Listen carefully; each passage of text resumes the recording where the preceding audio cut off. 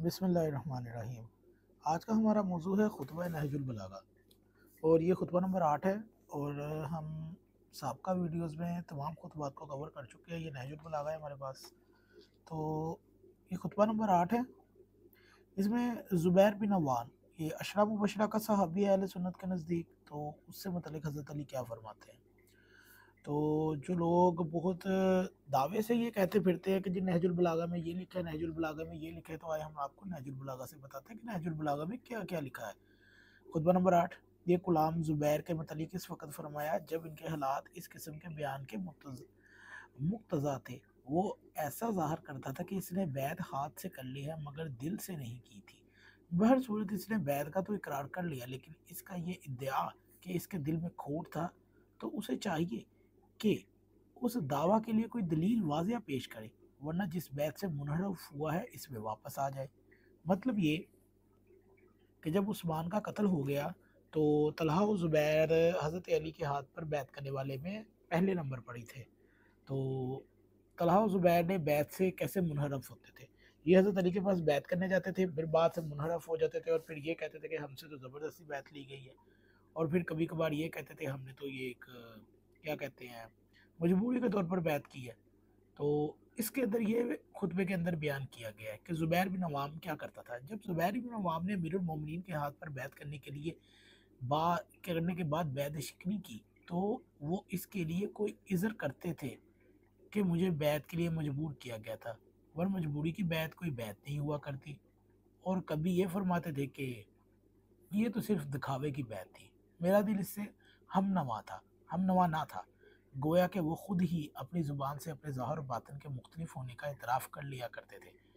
لیکن یہ عذر ایسا ہی ہے جیسے کوئی اسلام لانے کے بعد منحرف ہو جائے اور سزا سے بچنے کے لیے یہ کہہ دے کہ میں نے صرف زبان سے اسلام قبول کیا ہے، دل سے نہیں مانا، تو ظاہر ہے کہ یہ عذر مسموح نہیں ہو سکتا، اور نہ اس کی ادعا کی بنا پر وہ سزا سے بچ سکتا ہے۔ لیکن انہیں یہ شبہ تھا کہ حضرت کے اشارے پر عثمان کا خون بہایا گیا ہے، تو یہ شعبہ اس وقت بھی دامنگیر ہونا چاہیے تھا کہ جب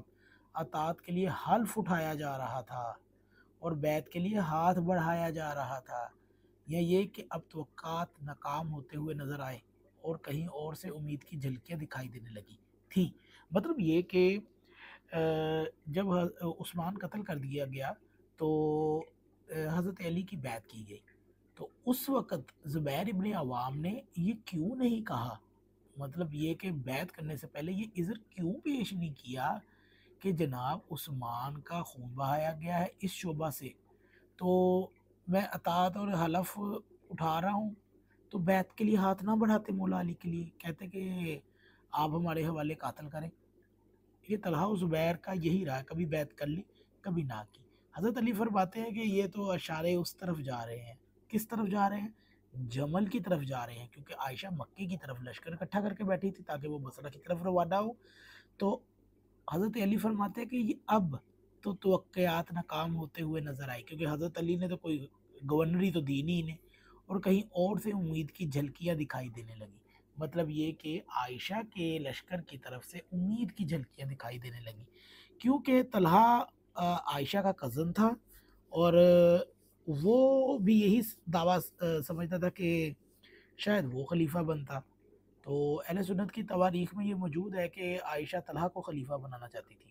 خیر، اور یہ طلحہ وہی ہے جن کے لیے جو ام المومنین والی قرآن کی آیت اتری ہے سورہ احزاب کی، جسے کہتے ہیں جی قرآن نے تو مومنوں کی ماں کہا ہے، تو وہ طلحہ کے لیے اتری تھی کہ جس نے فرمایا تھا کہ یہ اشرف مبشرہ کا صحابی ہے، اور یہ کہتا تھا کہ اگر نبی وفات پا گئے تو ہم عائشہ سے میں نکاح کروں گا، تو تب یہ آیت اتری کہ یہ تمہاری مائیں ہیں۔ اہل سنت پورا تو بتاتے نہیں ہیں، بے شرم ہے نا۔ خیر، حضرت منحصر سی لفظوں میں ان کے دعوے کو یوں باطل کیا، اور جب یہ اعتراف کرتے ہیں کہ ہاتھ سے بیعت کی ہے، تو پھر جب تک بیعت کے توڑنے کا جواز پیدا نہیں ہوتا انہیں بیعت پر برقرار رہنا چاہیے، اور بقول ان کے کہ دل اس سے ہم آہنگ نہ تھا، تو اس کے لیے انہیں کوئی واضح ثبوت پیش کرنا چاہیے تھا، لیکن دلی کیفیت پر تو کوئی دلیل لائی نہیں جاتی، تو اس کے لیے دلیل کہاں سے لائیں، اور یہ دعویٰ بے دلیل قبول خرد نہیں۔ تو یہ تھا خطبہ نمبر 8 زبیر سے متعلق، کہ وہ کیسے کبھی بیعت کرتے تھے کبھی نہیں کرتے تھے، کبھی چھوڑ دیتے تھے، کبھی لوگوں کو کہتے تھے مجبوری پہ بیعت کی۔ تو جب ان کو آگے جا کر یہ پتہ چلا کہ اب ان کا کوئی بھی چارہ نہیں ہے کہ کوئی بیعت یا بیعت کرنے کے بعد پھر بھی کوئی خلافت ملنے کے چانس نہیں، تو انہوں نے کہیں اور سے امیدیں لا لی، اور وہ امیدیں پہلے مکے کی طرف عائش جمل کی طرف تھی، اور جہاں پر مکہ میں عائشہ لشکر اکٹھا کر رہی تھی، تو یہ حضرت علی کی بیعت کر کے وہاں پر نکل گئے مکہ میں عمرہ کے بہانے۔ تو یہ تھا زبیر ابن عوام سے متعلق خطبہ۔